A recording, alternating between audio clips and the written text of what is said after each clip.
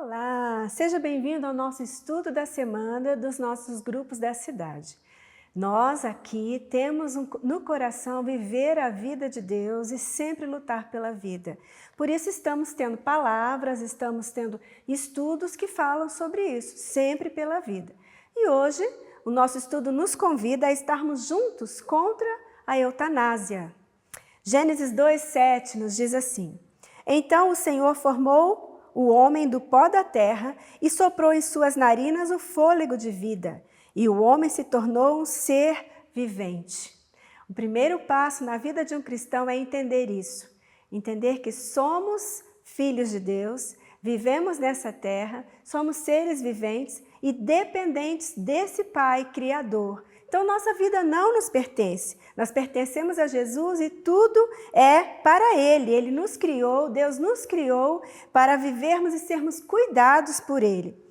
No entanto, desde o tempo em que o ser humano passou pela queda no Jardim do Éden, o coração do ser humano é o quê? É movido a fazer o quê? A viver a sua vida e tomar as suas decisões em cima dos seus próprios pensamentos. E isso tem levado cada vez mais o ser humano a achar que é dono das decisões importantes como decisões pela vida. Muitas pessoas acham ou vivem pensando que tem o poder de vida ou de morte, sendo que isso pertence somente ao nosso Deus. Ele é o autor da vida.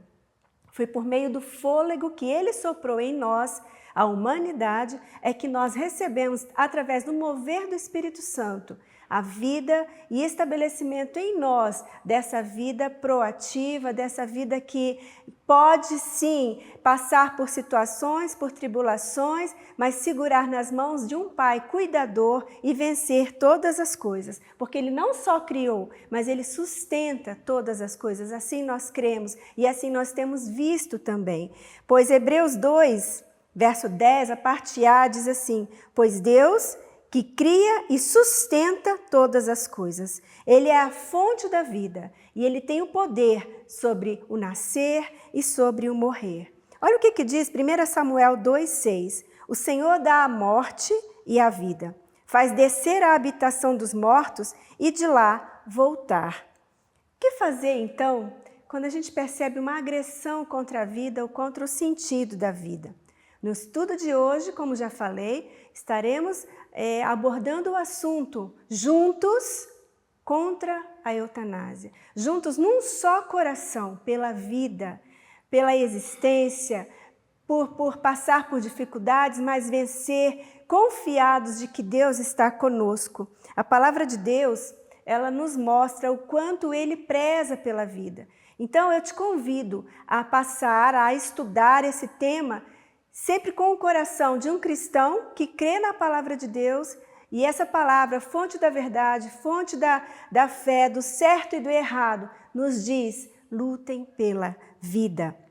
Eutanásia, segundo o dicionário Howes, diz o seguinte: eutanásia é a morte calma, serena e sem dor. É um ato de proporcionar a morte sem sofrimento a um doente atingido por afecção incurável que produz dores intoleráveis. Ok, né? Nessa sociedade que vivemos, o ato da eutanásia parece até algo de misericórdia, mas na verdade ele vem relatar o valor à vida e a forma como ela tem sido negociada, que a sociedade tem dado. Então eu te convido agora a ouvir e estudar 4 pontos que vão direcionar o que realmente a Bíblia diz, o que ela mostra sobre o sofrimento e sobre a morte, ok? O primeiro deles é o seguinte: o homem é moral e espiritualmente responsável pela sua morte ou de outro. Olha o que diz lá em Êxodo 20:13, nos 10 mandamentos, né? Não matarás. E depois em Colossenses 3:10, no Novo Testamento, a gente vê o seguinte: e se revestiram do novo, o qual está sendo renovado em conhecimento à imagem do seu Criador. Nós vemos aqui, então, que não tem meio termo, não tem neutralidade. O ser humano é responsável pela vida, a vida que lhe foi dada. Os 10 mandamentos aqui, Moisés deixa claro: não temos o direito a matar. Nós não temos autorização para tirar a vida. É pecado tirar a vida. Vai contra os princípios de Deus, porque Deus deu a vida. E nós fomos criados à imagem e semelhança de Deus. Então nós não temos direito de tirar a vida de um semelhante que Ele criou, Ele formou e não nós. Segundo ponto, somente Deus tem o direito sobre a vida e sobre a morte. Olha o que diz Deuteronômio 32, 39. Vejam agora que eu sou o único, eu mesmo. Não há Deus, com letra minúscula, não há Deus além de mim. Faço morrer e faço viver. Feri e curarei. Ninguém é capaz de livrar-se da minha mão. Gente, a vida humana é sagrada. Ela foi criada por um Deus que ama todo o tempo. E Ele nos proíbe de matar, tanto a nós mesmos quanto as outras pessoas. Por quê? Porque a vida do ser humano foi feita para glorificar a Ele. Nós somos a coroa da criação do Pai. Tudo precisa glorificar a Deus. Então nós somos a favor da vida. Mas nós precisamos sempre confiar no amor de Deus, porque é o amor dele que nos move a entender como nós poderemos passar pelas tribulações, passar pelas dificuldades, inclusive sofrimentos na nossa vida. Ainda nós podemos ver no terceiro ponto, que a Bíblia diz sobre amor e sobre a morte e sobre o sofrimento, né? A ação de Deus sobre o sofrimento e a morte traz crescimento. Olha que texto maravilhoso de Romanos 8, 28. Sabemos que Deus age em todas as coisas para o bem daqueles que o amam, dos que foram chamados de acordo com o seu propósito. Uma coisa a gente sabe, nem tudo que a gente passa na vida é bom. Nós passamos por tribulações, dificuldades. Jesus nos falou que nós nesse mundo teríamos aflições, mas que nós venceríamos porque Ele venceu, né? E Deus não é o autor dessa dor. Não é porque a gente está passando pela dor, Deus é nosso Criador, então Ele criou a dor. Não, mas Ele permite. Como diz Romanos 8, 28. Romanos 8, 28 mostra que tudo que nós passamos, quando tem a permissão de Deus, vai chegar a nós e vai nos fazer crescer. Então, se Ele permitiu, é porque tem propósito, é porque tem ali uma forma de levar-nos a nos tornarmos melhores, sempre entendendo o valor da vida. Algumas vezes, nós passamos por dificuldades que são consequências das nossas escolhas, são consequências das sementes que nós lançamos e deixamos na nossa vida. Mas Deus é tão bom que mesmo nessas escolhas erradas, Ele é capaz de reverter tudo e nos levar a ver com outros olhos e a ver situações, por exemplo, de pessoas que passaram por luto, que passaram por perdas, famílias que passaram por perdas drásticas, conseguirem muitas vezes reconciliar-se entre os familiares, reconciliar amizades, ou pessoas que passaram por diagnósticos tristes de morte, de doenças incuráveis e que Deus foi curando. Então nós não podemos achar que nós somos donos da vida tirando-a, porque Deus tem propósito em todas as coisas. Ele é soberano, Deus é soberano e a soberania dele é inexplicável, mas é tão bom depender desse Deus soberano. O ser humano precisa confiar na vontade de Deus em meio ao sofrimento. Muitas vezes, olha o que diz aqui Jonas 4, 3. Agora, Senhor, tira a minha vida, eu imploro, porque para mim é melhor morrer do que viver. E ainda Jó 3, 21 ensina para a gente assim, aos que anseiam pela morte e esta não vem, e a procuram mais do que um tesouro oculto. Querido, querida, deixa eu te falar uma coisa. Os homens da Bíblia já passaram por situações de morte, de angústia, de sofrimento e chegaram a pedir, tira minha vida, não aguento mais. E a gente vê aqui o exemplo de Jonas e de Jó. Jonas pediu isso e Deus não atendeu.